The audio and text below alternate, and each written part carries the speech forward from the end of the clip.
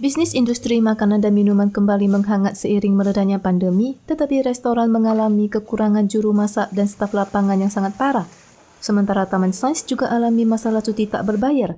Menurut statistik terbaru, ada 37 orang di sebuah pabrik semikonduktor di Hsinchu dan 101 orang di sebuah pabrik mesin presisi di Tainan yang mengaktifkan cuti tak berbayar. Statistik terbaru DGWAS menemukan kerana pertumbuhan upah tidak mampu mengejar harga barang di bawah tekanan inflasi, upah umum rata-rata semua karyawan pada bulan September adalah 44,417 dolar Taiwan, meningkat tahunan 2,39%. Sedangkan upah umum dari Januari hingga September tahun ini adalah 41,369 dolar Taiwan, berkurang 0,07%. 在比较高的物价情况之下的话，它会造成我们实质经常性薪资的一个呈现一个年减的一个状态，因为今年有遇到就是疫情的影响，还有一些外在的，比如说俄乌战争啊，还有一些全球的外在环境的影响所造成的。 DGBAS berasumsi bahwa upah real akumulatif dalam 9 bulan pertama pada krisis utang Eropa tahun 2012 berkurang 0,47%, sementara selama tsunami keuangan pada tahun 2008, penurunan tahunan upah real mencapai 3,05%.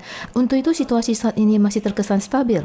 Selain itu, pada tanggal 11, Institut Riset Ekonomi Taiwan mengumumkan perkiraan pertumbuhan ekonomi tahun depan hanya 2,91%. Perekonomian global akan tetap melemah pada paruh kedua tahun ini, ditambah faktor geopolitik dan fluktuasi lainnya. Pertumbuhan ekonomi Taiwan masih penuh ketidakpastian. Kereta api Taroko tergelincir keluar rel dan menyebabkan 49 kematian pada April 2021. Pada tanggal 11, sidang pidana pertama di Pengadilan Distrik Hualien menjatuhkan vonis hukuman kepada kontraktor Li Yixiang. Terdakwa Li enggan memberikan komentar setelah keluar dari kantor pengadilan. Menurut putusan, kontraktor Li dijatuhi hukuman total 7 tahun 10 bulan atas kelalaian yang menyebabkan kematian dan melanggar UU Pengadaan Pemerintah. Sedangkan Kepala Teknik Bagian Huagong TRA, Pan Tangyi dijatuhi hukuman 8 tahun 10 bulan. Manajer supervisor perusahaan UGI Lin Jinfu dijatuhi hukuman 7 tahun 2 bulan dan beberapa individu terkait juga dijatuhi hukuman. Namun PMA Vietnam Hoa Van Hau dinyatakan tidak bersalah atas kecelakaan tabrak lari. Meskipun Li Yixiang dihukum atas kelalaian yang menyebabkan kematian, putusan bahwa Li dan Hoa Van Hau dinyatakan tidak bersalah dalam hal tabrak lari tidak dapat diterima keluarga korban. Kantor Kejaksaan Distrik Hualien berencana mengajukan banding. Perjudian terkait pilkada semakin marak seiring mendekatnya hari pemilihan. Tempat perjudian yang tersembunyi di area perumahan di Pingtung berhasil digerebek polisi. Bandar Rotre Mark 6, perjudian online dan taruhan pilkada dengan total 56 tersangka berhasil diciduk. Mengenai jumlah nominal dan orang yang terkait masih dalam pemeriksaan. Polisi mengatakan bahwa komplotan perjudian ini menggunakan IP luar negeri. Mereka sengaja menawarkan bayaran tinggi untuk taruhan kandidat dengan jajak pendapat rendah untuk menarik penjudi. Berhubung sindikat menggunakan IP luar negeri, mereka juga diperkirakan berniat menyebarkan informasi palsu melalui internet untuk memengaruhi hasil pilkada.